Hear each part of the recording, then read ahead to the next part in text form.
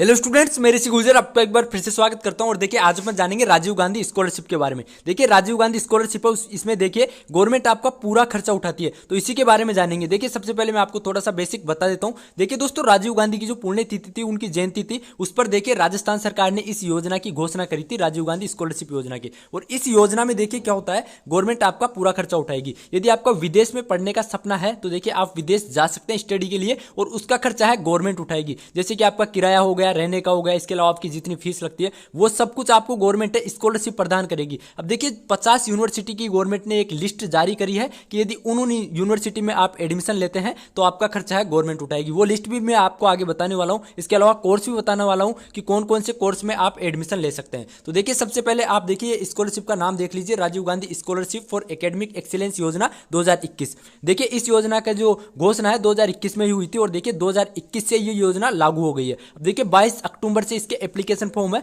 Start हो चुके हैं। तो यदि आपने एडमिशन ले लिया है किसी यूनिवर्सिटी में तो आप है इसके लिए एलिजिबल हो, आप अप्लाई कर सकते हो। अब देखिए आगे अपन बात करते हैं। ये देख लीजिए आप, ये देखिए लागू हो गई है योजना। देखिए आरजीएस इसको शॉर्ट में बोलते हैं, और योजना के उद्देश्य आप देख सकते हैं। देखिए ये प्रतिवर्ष देखिए 200 विद्यार्थियों को ही ये इस योजना के लिए पात्र होंगे। कितने? देखिए केवल 200 विद्यार्थियों को ये स्कॉलरशिप मिलेगी, इस योजना के पात्र होंगे। अब देखिए 200 में भी 60 तो होगी गर्ल्स, और देखिए 140 होंगे बॉयज। कितने? 140 बॉयज और 60 गर्ल्स होगी। तो आप इसका ध्यान रखना, ये 60 तो गर्ल्स, यानी 200 जो टोटल स्टूडेंट चुने जाएंगे उनमें 60 गर्ल्स और 140 बॉयज होंगे। अब आगे देख लीजिए आप, आगे देखिए ये कोर्स दे रखे हैं कि कौन कौन से कोर्स में आप एडमिशन ले सकते हैं। तो देखिए humanities, soil science, agriculture and forestry science, nature and environment science और लॉ, इनकी देखिए 150 सीट है। देखिए टोटल 200 स्टूडेंट है, तो उनमें से देखिए 150 तो इनके होंगे। ये कोर्स दे रखे हैं agriculture and forestry, nature and environment science, इनके 150 सीट होगी। इसके अलावा देखिए management and business and administrator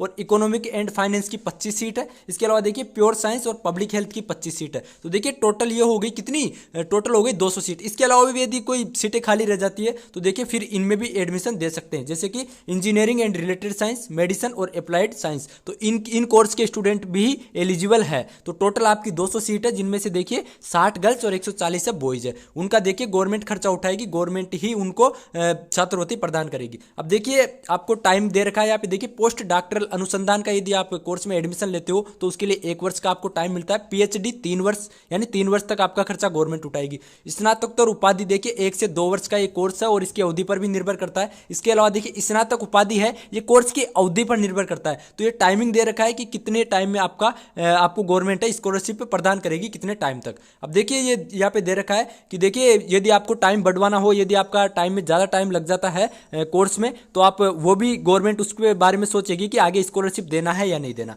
आगे देखिए यदि योग्यता की बात करें तो देखिए मेन योग्यता की बात करें तो इसमें देखिए मेन योग्यता दे रखी है राष्ट्रीय राज्य अकादमिक उत्कृष्ट हेतु केवल वे अभ्यर्थी पात्र होंगे जिन्होंने छात्रवृत्ति हेतु आवेदन करने से पूर्व सूचीबद्ध 50 निर्धारित विश्वविद्यालयों में से किसी एक में प्रवेश लिया है। यानी देखिए जो सूची दे रखी है गवर्नमेंट में, उनमें से देखिए 50 जो लिस्ट है, उस 50 लिस्ट में से आपने एडमिशन ले लिया है। एडमिशन लेने के बाद आपको देखिए स्कॉलरशिप मिलेगी। ऐसा नहीं है कि पहले आपको ये स्कॉलरशिप मिलेगी, आपने एडमिशन ले लिया है तो एडमिशन लेने के बाद आप फिर इसके लिए अप्लाई करेंगे। अब देखिए एडमिशन कैसे लेना है, देखिए आप लिस्ट देख लीजिए, और जिस भी यूनिवर्सिटी में आपको एडमिशन लेना है तो उसका एडमिशन प्रोसेस जानिए, और फिर आप उसमें अप्लाई करिए। और यदि आपको एडमिशन मिल जाता है तो फिर आप स्कॉलरशिप के लिए भी अप्लाई कर सकते हैं। अभी मैं आपको यूनिवर्सिटी की पूरी लिस्ट भी आपको प्रोवाइड करवा दूंगा। अब आगे देखिए आयु की बात करें तो देखिए जिस भी वर्ष आप एडमिशन ले रहे हो, देखिए छात्रवृत्ति आवंटन से संबंधित वर्ष, यानी अभी 2021 में आप एडमिशन ले लिए हो तो आप अप्लाई कर रहे हो छात्रवृत्ति के लिए, तो देखिए 1 जुलाई को 35 वर्ष से कम रहनी चाहिए। यानी मिनिमम एज है आपकी देखिए कितनी भी हो, लेकिन मैक्सिमम 35 वर्ष से अधिक आपकी एज नहीं होनी चाहिए। कब? जब आप इसके लिए अप्लाई करेंगे, किसके लिए? स्कॉलरशिप के लिए। तो 35 वर्ष से अधिक आपकी उम्र नहीं होनी चाहिए। देखिए आपके परिवार की आय है 8 लाख प्रति वर्ष से अधिक नहीं होनी चाहिए, यानी 8 लाख से कम आपके परिवार की आय होनी चाहिए। इसके अलावा देखिए आयु सीमा के खंड के अंतर्गत 200 वार्ड नहीं भरे जाने की स्थिति में वे अभ्यर्थी, देखिए यदि टोटल 200 स्टूडेंट है, उन्होंने अप्लाई नहीं किया है, और देखिए फिर कोई ऐसा स्टूडेंट अप्लाई कर देता है जिसके परिवार की ज़्यादा आय है, तो देखिए उसको भी फिर इसमें शामिल किया जा सकता है, इस पर विचार किया जा सकता है। और देखिए एक यह है कि देखिए एक ही परिवार के, यानी एक ही माता पिता के 2 स्टूडेंट है, तो उनमें से देखिए एक ही इसके लिए एलिजिबल होगा। यानी एक ही माता पिता का केवल एक ही संतान है वो एलिजिबल होगी। तो इस बात का ध्यान रखना कि यानी एक परिवार से केवल एक ही स्टूडेंट को इसके लिए एलिजिबल होगा, ये बात आप ध्यान रखना। आगे देखिए छात्रवृत्ति का मूल्य देख लीजिए, सभी स्तर के कोर्सेज हेतु देखिए 10 लाख रुपए। देखिए कोई सा भी आप कोर्स कर रहे हैं तो उसका देखिए वार्षिक रखरखाव भत्ता अनुबंध होगा 10 लाख रुपए। इसके अलावा देखिए पुस्तकों का और देखिए अध्ययन भ्रमण, टाइपिंग, बाइंडिंग, इनके लिए देखिए 1 लाख रुपए मिलेगा आपको। इसके अलावा देखिए वीजा, जो वीजा का आपका जितना भी शुल्क होगा, वीजा आपको खुद प्रोसेस करना होगा, खुद बनवाना होगा, लेकिन देखिए उसका खर्चा है गवर्नमेंट आपको दे देगी। इसके अलावा देखिए ट्यूशन फीस भी आपको मिल जाएगी, चिकित्सा बीमा मिलेगा, विमान किराया यानी आपका आने जाने का किराया भी गवर्नमेंट उठाएगी। तो ये कुछ दे रखा है, तो देख लीजिएगा आप इनको डिटेल से। और देखिए यदि आप कोई गलत इन्फॉर्मेशन दे देते हो, गलत सूचना दे देते हो, एडमिशन ले लेते हो और आपको स्कॉलरशिप मिल भी जाती है तो देखिए वो पूरी गवर्नमेंट ले लेगी और 12% आपसे ब्याज भी वसूल किया जाएगा। तो कोई भी गलत इन्फॉर्मेशन है स्कॉलरशिप के फॉर्म में प्रोवाइड मत करवाइएगा, फिल मत करवाइएगा। आगे देखिए यदि आप वहां पे जाके भी यदि आप अपनी स्टडी छोड़ देते हो बीच में, या कोई आपके ऊपर केस हो जाता है, आप कुछ गलत कर देते हो, या वहां पे जाके आप पढ़ाई छोड़ के कुछ जॉब करने लग जाते हो, पढ़ते नहीं हो, तो भी आपको जितनी स्कॉलरशिप मिली है वो पूरी स्कॉलरशिप आपसे वसूल की जाएगी। तो इस बात का ध्यान रखना, ये पूरी पढ़ लेना आप, इंफॉर्मेशन इसमें और दे रखी है। आगे देखिए चयन की प्रक्रिया की बात करें, यानी इसमें जो 200 स्टूडेंट है कैसे चयन किया जाएगा। तो देखिए आप सिंपल सा पहले एडमिशन ले लीजिए। एडमिशन लेने के बाद आपको देखिए इसके लिए अप्लाई कर देना है। अभी देखिए 22 अक्टूबर से चल रहे हैं और देखिए इसकी अभी तक कोई लास्ट डेट नहीं है, लेकिन आप जब तक जितना जल्दी हो, यदि आपने एडमिशन ले लिया है तो फिल कर दीजिएगा। अब देखिए यदि 200 से ज्यादा आवेदन आ जाते हैं, यानी मान लो 300 आवेदन आ गए, 300 स्टूडेंट ने आवेदन कर दिया, तो देखिए उसके बाद फिर लॉटरी सिस्टम से आपको है स्कॉलरशिप के लिए चुने जाएंगे स्टूडेंट। यानी 300 ने आवेदन किया तो फिर लॉटरी निकाली जाएगी 200 स्टूडेंट के लिए। टोटल 200 ही स्टूडेंट को देखिए इसमें चुना जाएगा और उनका खर्चा गवर्नमेंट उठा देगी। अब तो ये देख लिया होगा आपने। इसके अलावा देखिए छात्रवृत्ति प्राप्तकर्ता को अपने निर्धारित भत्तों के अतिरिक्त अनुसंधान शिक्षण सहायक के रूप में राशि देखिए 2 लाख रुपए अलग से मिलेगी, यानी $2500। तो ये भी देखिए अलग से मिलेगी। चयन हेतु देखिए किसी भी प्रकार की छूट नहीं है।